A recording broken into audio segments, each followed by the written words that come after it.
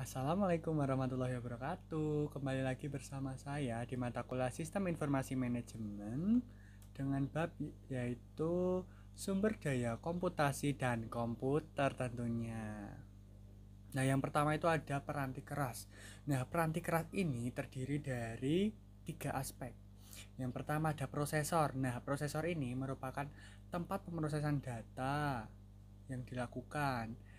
Contohnya seperti Intel, AMD, CRE, Motorola, dan lain sebagainya. Nah, selanjutnya ada yang namanya memori atau RAM. Nah, RAM ini terletak pada papan sirkuit utama komputer atau motherboard. Data dalam memori akan hilang ketika daya komputer dimatikan. Seperti itu ya. Terus yang selanjutnya itu ada yang namanya ruang penyimpanan. Nah, ruang penyimpanan ini terletak pada suatu alat yang tidak terdapat pada papan sirkuit utama, dapat dilepas dan dipindahkan dan dapat dan data tidak hilang ketika daya komputer dimatikan. Contohnya seperti flash disk, CD dan juga masih banyak yang lainnya. Nah, selanjutnya ada macam-macam komponen komputer. Terus yang pertama itu ada alat output. Alat yang menangkap data oleh metode manual atau elektronik dan mengirim data ke ruang penyimpanan atau memori. Alat-alat input umum adalah keyboard, mouse, pemindah itu sebagai contohnya ya. Nah, selanjutnya ada alat output. Nah, alat outputnya apa aja sih? Alat output adalah alat yang menyajikan atau mengirimkan data dari komputer kepada pengguna. Nah, alat ini tuh seperti monitor, terus printer, pengeras suara, CD, dan masih banyak yang lainnya. Nah, ini selanjutnya yang ketiga, alat input atau output.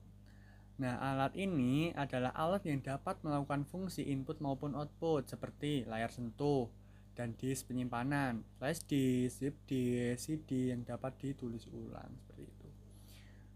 Selanjutnya ada alat-alat komputasi pribadi. Nah, kayak alat-alat yang digunakan oleh pribadi gitu ya. Yang pertama ada telepon seluler dengan pesan dan video interaktif. Yang kedua ada telepon seluler cerdas atau smartphone atau yang handphone yang kita miliki pada saat ini itu termasuk smartphone. Kalau jaringan rumah itu seperti pemasangan modem terus dan masih banyak yang lainnya. Selanjutnya ada peranti lunak aplikasi. Nah, peranti lunak aplikasi ini terdapat dua, yaitu peranti lunak siap pakai dan peranti lunak yang ditulis oleh pengguna. Nah, untuk yang siap pakai ini memiliki keuntungan yaitu mudah digunakan, lebih murah, terus langsung tersedia ketika dibutuhkan. Nah, untuk peranti lunak yang ditulis pengguna itu adalah peranti lunak yang dibuat untuk diri sendiri untuk memudahkan pekerjaan seseorang gitu. Nah, ini ada nih perbedaan komunikasi melalui sistem telepon umum dengan jaringan. Yang pertama ada jaringan, yaitu privasinya tetap terjaga karena tunnel tidak dibuat kecuali jika komputer pengirim dan penerima saling menginformasikan kebenaran masing-masing. Nah, yang kedua ada kecepatan tetap terjaga ketika setelah komputer pengirim dan penerima mengakui kebenaran, tidak ada alasan untuk melakukan pengujian kebenaran masing-masing alat telepon ketika jaringan mengirimkan paket data melalui media komunikasi. Nah, yang terakhir itu yang di jaringan ya, biaya rendah karena perusahaan tidak perlu membayar saluran komunikasi pribadi yang ditujukan pada setiap titik akhir gitu. Nah, ini yang sistem telepon umum, yaitu biayanya lebih mahal, ya enggak sih? Soalnya tuh kalau telepon-telepon, mohon maaf ya, kalau telepon-telepon di luar itu kan menggunakan uang tambahan gitu. Terus lebih aman karena data yang berada pada saluran komunikasi hanya ada satu data. Terus yang terakhir itu lebih cepat karena adanya fakta bahwa kebenaran pesan yang dikirim menggunakan internet akan diperiksa beberapa titik ketika peralatan telepon melewatkan pesan melalui beberapa link yang terdapat pada jaringan. Selanjutnya nih ada protokol-protokol kejaringan. Ada 3 ya. Yang pertama itu ada LAN atau sekelompok komputer dan alat lain yang terkoneksi oleh satu media yang sama berupa kabel tembaga maupun juga dapat berupa nirkabel, serat optik atau media lainnya. Jarak totalnya itu kurang lebih 1,5 mil dengan jarak antara dua alat tidak lebih dari 60 kaki. Kecepatan transmisinya yaitu 10 juta hingga 1 bit juta bit per detik atau 10 Mbps hingga 1 GB per detik. Gila nggak sih, itu kayak tinggi banget gitu loh. Terus menggunakan media jaringan pribadi dan tidak memindahkan data melalui sistem telepon publik gitu. Nah, selanjutnya ada MAN. Suatu jaringan memiliki batas jarak kurang lebih 30 mil.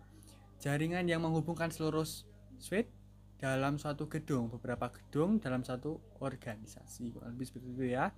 Terakhir ada WAN, yaitu menghubungkan komputer-komputer dan alat-alat lain dengan jarak kurang lebih dari 30 mil, yaitu menggunakan sistem telepon publik. Untuk tujuan kepraktisan WAN digantikan dengan internet.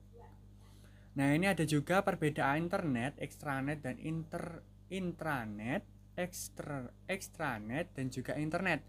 Yang pertama, untuk internet, akses komputer terbatas hanya pada sekelompok orang terpilih dalam organisasi. Terus, farewell digunakan untuk mencegah terjadinya komunikasi dari alat-alat di luar perusahaan. Seperti itu ya untuk yang internet. Nah, selanjutnya untuk yang extranet. Itu intranet ya tadi. Selanjutnya adalah untuk extranet. Nah, yaitu internet yang diperluas untuk mencakup pengguna di luar perusahaan. Yang kedua, farewell digunakan untuk mencegah diaksesnya sumber daya komputer oleh pengguna yang tidak terotorisasi. Dan yang terakhir itu untuk internet, yaitu sekumpulan jaringan yang dapat disatukan bersama dan juga dapat digunakan untuk mengambil data dari sumber daya komputer pribadi maupun mencari pasar dan pelanggan baru. Mungkin itu saja yang bisa saya sampaikan, kurang lebihnya mohon maaf. Bila ada yang ingin ditanyakan, langsung saja ke kolom komentar. Jangan lupa subscribe, comment, and like, dan juga jangan lupa di-share ya.